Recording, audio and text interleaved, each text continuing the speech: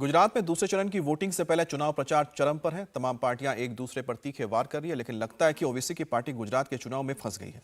ओवैसी जहां भी जा रहे हैं वहीं बवाल हो रहा है, तो कहीं उनका जोरदार विरोध हो रहा है।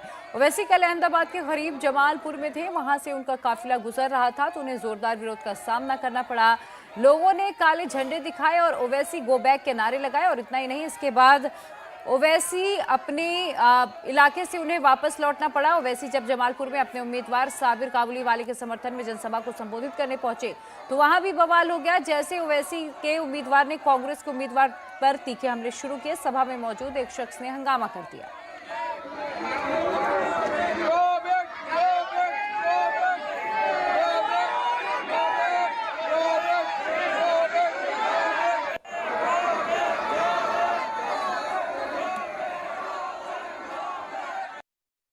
आजा आजा आजा आजा आजा आजा ऊपर आजा, मैं जवाब देता, आजा।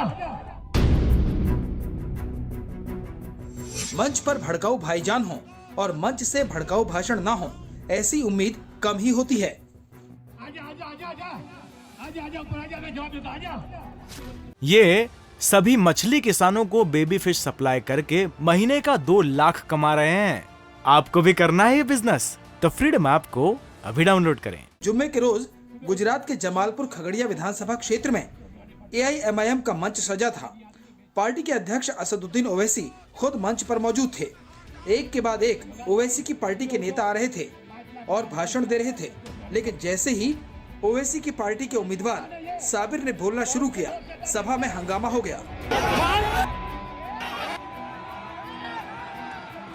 दरअसल AIMIM के उम्मीदवार साबिर भाषण शुरू करने के थोड़ी ही देर के बाद कांग्रेस के विधायक पर बरसने लगे, उन्हें कोसने लगे, उन पर मुसलमानों के साथ भेदभाव करने और उनके लिए कुछ भी काम नहीं करने का आरोप लगाना शुरू कर दिया।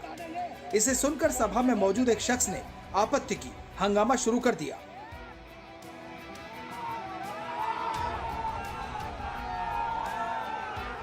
युवक का सभा में हंगामा करना था कि साबिर भी भड़क गए। युवक को मंच से ही चैलेंज कर दिया कि सामने आओ तो पूरा जवाब मिलेगा। आजा आजा आजा आजा आजा आजा ऊपर आजा, मैं जवाब देता, आजा। हंगामा बढ़ा तो सभा में मौजूद लोगों ने हंगामा कर रहे शख्स को रोकने की कोशिश की और उसे सभा स्थल से बाहर निकाल दिया। बड़ी मुश्किल से हंगामा शांत हुआ। काबुलीवाला के बाद असदुद्दीन ओवैसी ने मंच संभाला। उम्मीद थी कि कांग्रेस को घेरने पर बवाल हुआ है तो ओवैसी इससे बचेंगे, लेकिन हुआ इसके उलट। माइक संभालते ही ओवैसी ने डायरेक्ट राहुल गांधी पर अटैक किया और कहा, राहुल तो उनके सामने 5 मिनट भी नहीं टिक पाएंगे। मैं ये कांग्रेस के लोगों को बताना चाह रहा हूं, अगर तुमको हमारे जलसे में आकर बहस करना है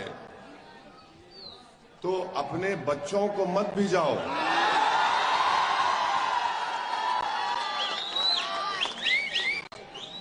तुम्हारा वो MLA नाकारा है जो 5 साल से इस विधानसभा की जनता को धोखा दे रहा है। राहुल को भी बुलाए तो 5 मिनट सामने नहीं ठहरेगा मेरे। ओवैसी ने न सिर्फ कांग्रेस को कोसना शुरू किया, बल्कि हंगामे से भड़के अपने उम्मीदवार को शांत रहने की हिदायत देने के बजाय उन्हें और भड़के रहने की सलाह देने लगे। कहा, साबिर गर्म हो गए तो अब ऐसे ही गर्म रहो। साबिर भाई का एक नया रूप देखा है आपने।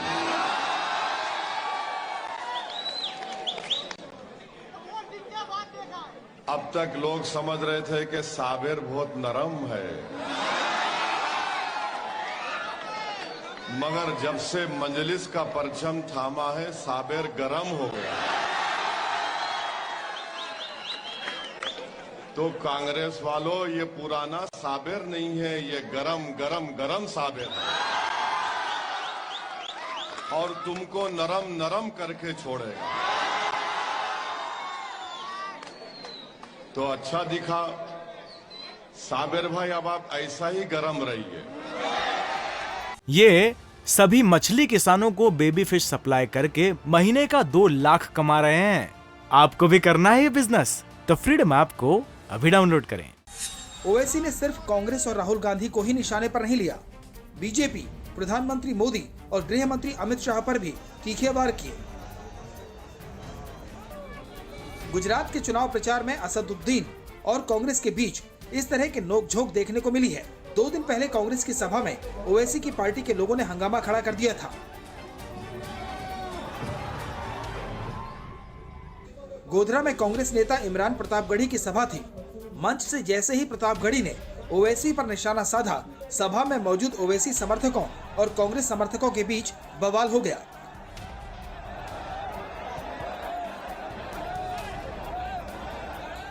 बड़ी मुश्किल से बवाल को शांत करवाया गया।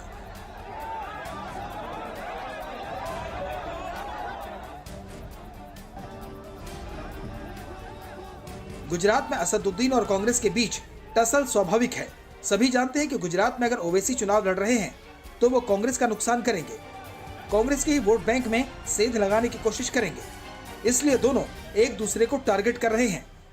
इंडिया टीवी हर वक्त हर जगह डाउनलोड करने के लिए सर्च करें India TV news Google play store या ऐप स्टोर पर।